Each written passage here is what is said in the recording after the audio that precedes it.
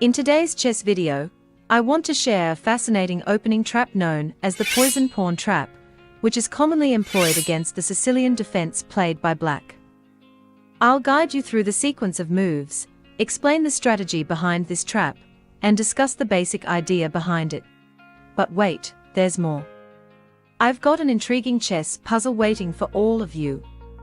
Be sure to stick around until the end to enjoy the complete experience.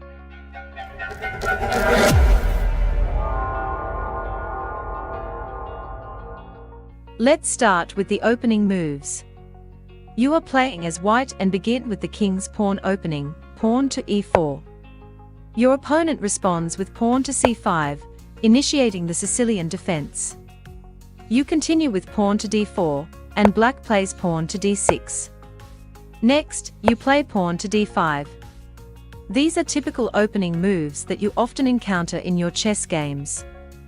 By examining the open diagonals, it becomes evident that black's strategy will likely involve attacking on the queen side.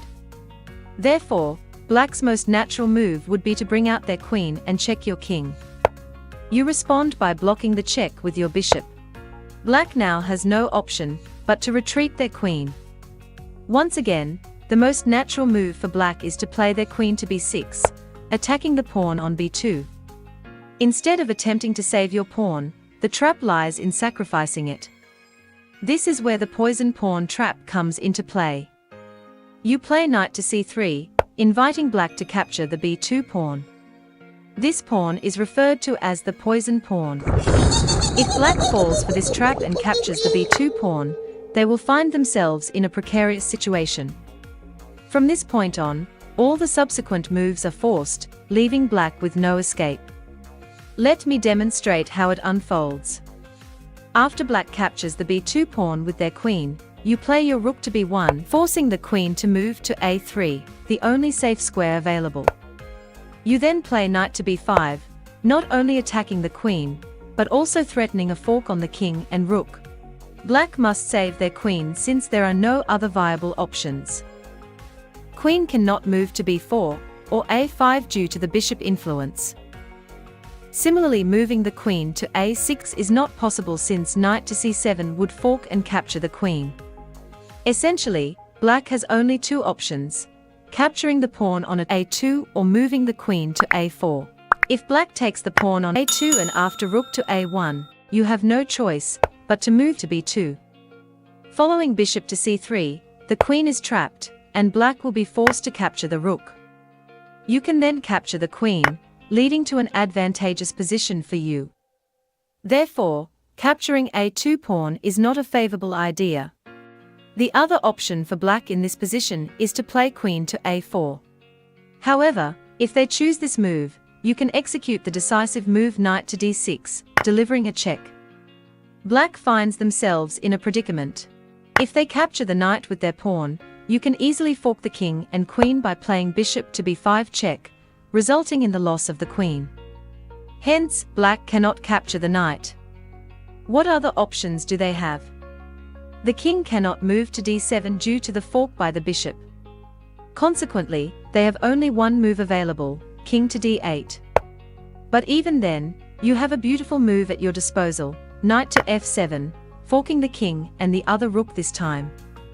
The black king now has three options, but, as mentioned earlier, it cannot move to any of the white squares due to the bishop's check. Thus, there is only one viable option for black, king to c7. Following this, you can play bishop to f4, delivering a check. The king cannot go to b6 due to the rook's influence, and c6 is inaccessible due to the presence of your pawn. If black chooses to block the check with their bishop, it can be easily captured since two pieces are attacking that square. However, this move is even worse since the pawn can be captured en passant, once again placing black in check. At this point, black is left with no options. The d file is blocked by the queen, and the b file is obstructed by the rook. If black blocks the check with their bishop, queen to d6 results in checkmate. If they move to c6, knight to d8 leads to checkmate. That's how this trap works. Now, what if you are playing as black? In my opinion, The biggest mistake black makes is in the opening. In this position, black should not play pawn to d6. Even if they don't want to capture, they can play pawn to b6 instead. This move not only supports the pawn on c5, but also opens up a beautiful diagonal for the bishop to attack the center. Players with higher ratings would generally opt for pawn to b6 to avoid falling into this trap. Nonetheless, I have witnessed many players succumb to this trick. So, try out this cool trap and let me know in the comments how it works for you. Now, it's time for a puzzle. In the given position, it's white's turn, and you need to find the best move for white. Share your answers in the comments, and let's see how many of you can solve it correctly. Also, don't forget to like and subscribe to stay updated with future videos. Take a moment to check out the other videos appearing on your screen right now. Thank you for watching, and I look forward to seeing you in the next one. Take care and peace.